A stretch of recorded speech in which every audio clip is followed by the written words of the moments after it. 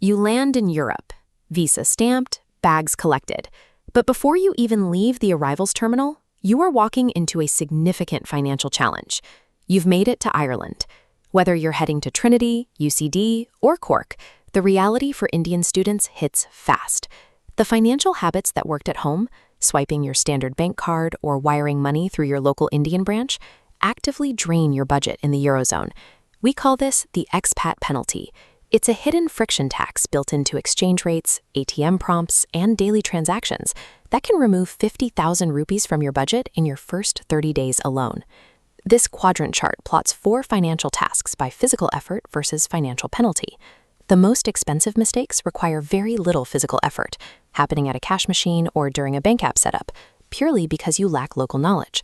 Surviving your first month means replacing a hostile, default financial stack with an optimized setup. To do that, you have to out-sequence the rigid Irish bureaucracy. In Ireland, a local bank account is a prerequisite for basic residency.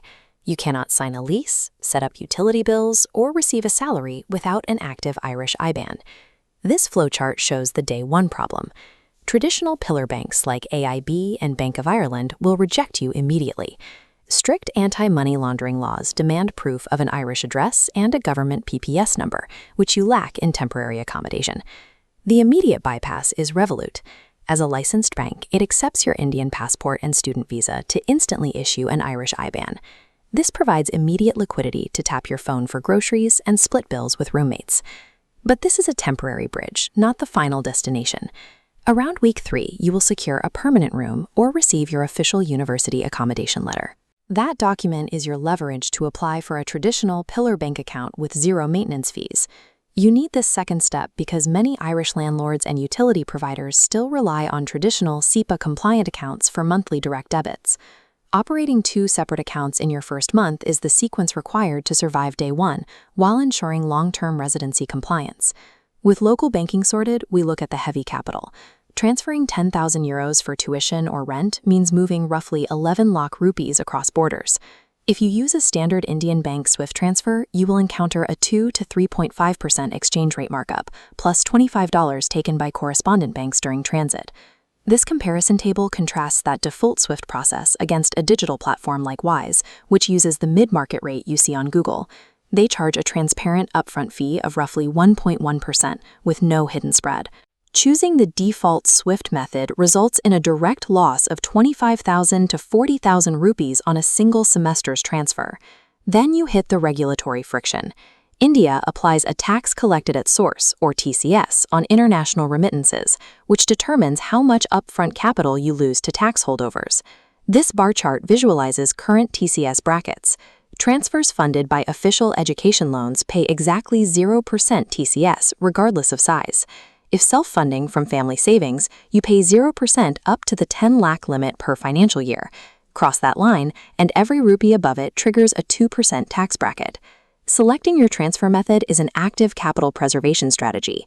It requires aligning your funding source with the right platform to bypass punitive tax structures. Bringing it down to the street level, your budget is under constant pressure from microtransactions. Every time you use an Indian card at an Irish ATM, the machine will offer to charge you in Indian rupees. This is called dynamic currency conversion. This is a trap. Accepting it allows the merchant to apply an arbitrary markup, removing anywhere from 5 to 13.7% from your withdrawal. You counter this by rejecting the prompt. Always press Pay in Euros or Proceed without conversion. This forces the transaction through your home network at a fairer rate. The moment you buy a local SIM card, the digital threats begin. You will receive SMS texts posing as on post, the eFlow tool system, or the revenue commissioners. They use tiny, believable fines, like a €1.90 customs fee. This creates immediate urgency, prompting you to click a link and hand over your card details to resolve the issue. Legitimate Irish government and postal agencies will never text you a direct payment link to clear a fine. DCC prompts and smishing texts rely on your desire for familiarity and quick resolution. Skepticism is the most profitable habit you can build. The Irish financial system is built on strict compliance. By understanding the rules, you can systematically outsequence it. Your first 30 days come down to 4 specific steps. Set up Wise and Revolut immediately. reject all DCC ATM prompts, secure your Leap card and local SIM, and finally, use your permanent address for a Pillar bank account and PPS number. If your education is loan-funded, verify that loan status within the Wise app.